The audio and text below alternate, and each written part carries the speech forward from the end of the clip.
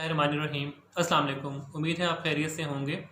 तो आज हम इफ़ेक्टिव पेन मैनेजमेंट इन एंडोडोंटिक्स सीरीज़ की 8th वीडियो बनाने जा रहे हैं, जिसमें जो लास्ट 7 वीडियोस थी उसमें 7th में हमने फार्माकोलॉजिकल स्ट्रेटजीज़ को कंप्लीट कर लिया था।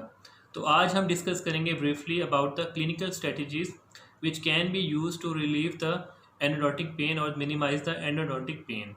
तो इसमें क्लिनिकल स्ट्रेटजीज़ में कौन कौन सी स्ट्रेटजीज आ सकती हैं वो हम डिस्कस कर लेते हैं। इनकी डिटेल में हम नहीं जा सकते, ये डिटेल टॉपिक है इनका, लेकिन हम वन बाय वन जो ब्रीफली हम इसके अंदर जो बेनिफिशियल हमें समझते हैं कि इसमें हो सकता है वो डिस्कस कर लेते हैं। तो फर्स्ट ऑफ ऑल क्या है पल्पोटमी टेक्निक। पल्पोटमी आपको पता है कि उसमें हम कोरोनल पल्प को रिमूव कर देते हैं, तो इसमें पार्शियल पल्पोटमी भी हो सकती है और कंप्लीट पल्पोटमी भी हो सकती है। तो होता क्या है कि इसमें हम पहले एवेलुएट कर लेते हैं कि जो उसकी इंडिकेशंस हैं वो उसका क्राइटेरिया को उसको मीट कर रहा है, जो भी हमारा डायग्नोसिस है, और हम कोरोनल पल्प को रिमूव करने की वजह से हम उसमें पेन रिलीफ अचीव कर सकते हैं। तो उस कंडीशन में हम पल्पोटमी प्रोसीजर को करते हैं। और इसके साथ साथ इसकी इंडिकेशन ये भी हो सकती है कि ऐसे पेशेंट्स जिनके अंदर अभी टाइम शॉर्ट है, उनके पास शॉर्ट ड्यूरेशन ऑफ टाइम है, उनके पास या क्लिनिशियन के पास, और वक्ती तौर पे पेन रिलीफ को चाहते हैं, तो हम उस कंडीशन में पल्पोटमी करके और उसकी कोरोनल सील को मेंटेन करते हुए साथ में एनालिसिस को प्रिस्क्राइब करके और मेडिकेशंस देकर उस पेशेंट को डिस्चार्ज कर सकते हैं फॉर द फ्यूचर विजिट। उसके अलावा क्या हो सकता है, पार्शियल पल्पेक्टमी या पल्पेक्टमी का जो प्रोसीजर है वो भी पेन रिलीफ दे सकता है। उसमें पार्शियल पल्पेक्टमी में क्या होता है कि हम कोरोनल पल्प के साथ साथ रेडिकल पल्प का कुछ ऐसा पोर्शन भी रिमूव कर देंगे जो कि डिजीज़ हम समझते हैं कि डिजीज़ है। लेकिन पार्शियल पल्पेक्टमी जो ऐसा प्रोसीजर है इसके अंदर पोस्ट ऑपरेटिव पेन बहुत ज़्यादा देखा गया है और इसको हर कीमत पर अवॉइड करना चाहिए। उस कंडीशन में ही करना चाहिए जहाँ पर आप समझते हैं कि उसका कुछ बेनिफिट हो सकता है। तो इसके बाद आ जाता है पल्पेक्टमी या completely extirpation of the pulp और the complete removal of the coronal as well as the radicular pulp. इसमें कम्प्लीटली आप जो पल्पल टिश्यू है, जो डिजीज़ टिश्यू है, उसको डिब्राइड करते हैं और अच्छे तरीके से रिमूव कर आप उसके बाद कोई भी ड्रेसिंग दे सकते हैं उस पेशेंट में, और आप रूट कैनाल ट्रीटमेंट का जो प्रोसीजर है बाद में कंप्लीट कर सकते हैं। तो पेन रिलीफ के लिए पल्पेक्टमी भी इंडिकेटेड प्रोसीजर है और ये बहुत बेनिफिशियल है।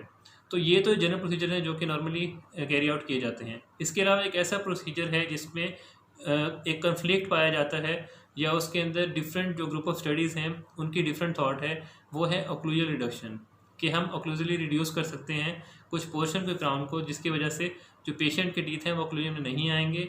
और एक स्कूल ऑफ थॉट ये कहता है कि उसकी वजह से पेन मिनिमाइज़ किया जा सकता है, जबकि दूसरी जो ग्रुप ऑफ स्टडी है वो ये कहते हैं कि इसका कोई बेनिफिट नहीं होता। आपने अक्सर देखा होगा, आपको किसी सीनियर ने भी बाद ऑफ एडवाइस किया होगा या आपने खुद भी, कि जब आप रूट कैनाल ट्रीटमेंट कंप्लीट कर देते हैं या आप उसका एक विजिट कंप्लीट कर देते हैं और पेशेंट में बहुत ज़्यादा प्री ऑपरेटिव पेन नज़र आया आपको, और जब प्रेजेंट हुआ था तो पल्प वाइटल थी लेकिन डिजीज़ थी, तो उस कंडीशन में भी आपको एडवाइस किया जाता है कि इसमें ऑक्लूजली कुछ पोर्शन जो क्राउन का है उसको आप रिड्यूस कर दें और उसका बेनिफिट हो सकेगा।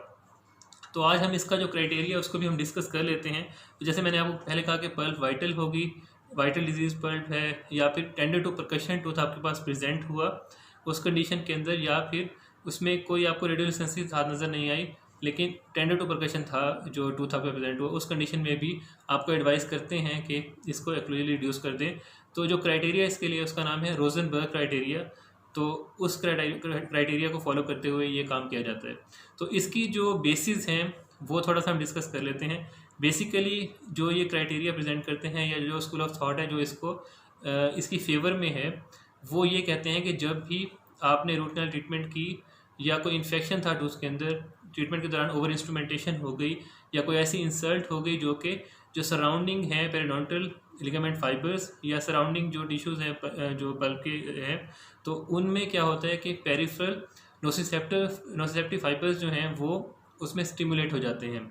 उस इंसल्ट की वजह से वो स्टिमुलेट हो जाते हैं और वहाँ पर ऐसे इन्फ्लेमेटरी साइटोकाइंस या इन्फ्लेमेटरी जो मीडिएटर्स हैं वो रिलीज़ हो जाते हैं, जो कि टेंडर टू परकशन का बाइस बनते हैं टूथ के, और उसमें वो टेंडरनेस को पैदा कर देते हैं।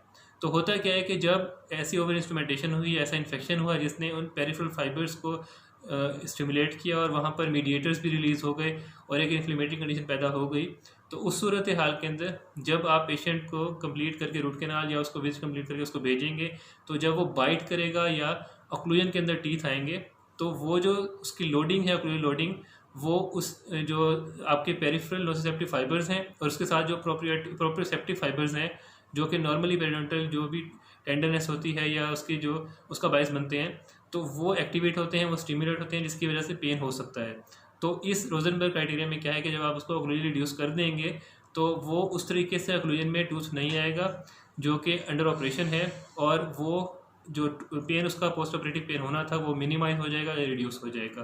तो ये क्राइटेरिया है। तो ये कुछ क्लिनिकल स्ट्रेटजीज़ हैं जिनको यूज़ करते हुए आप pre endodontic as well as post endodontic pain जो है उसको आप रिड्यूस भी कर सकते हैं। तो ये सारे कॉम्बिनेशन में आपने फार्माकोलॉजिकल भी यूज़ करने हैं, साथ में आपने क्लिनिकल स्टडीज़ को भी कॉम्बिनेशन में यूज़ करते हुए जो पेन है पेशेंट का, जो एंडोडोंटिक पेन है, उसको आपने मैनेज करना है।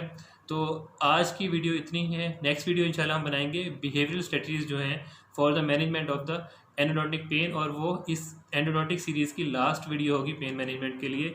तो उम्मीद है आपको वीडियो पसंद आई होंगी। तो अगर आपको ये वीडियो पसंद आई तो इसको लाइक कर दीजिए, अपने कोलीग्स के साथ इसको शेयर कर दीजिए, और चैनल को सब्सक्राइब भी कर दें ताकि आपको मज़ीद वीडियोज़ के नोटिफिकेशन मिलते रहें। Thank you very much.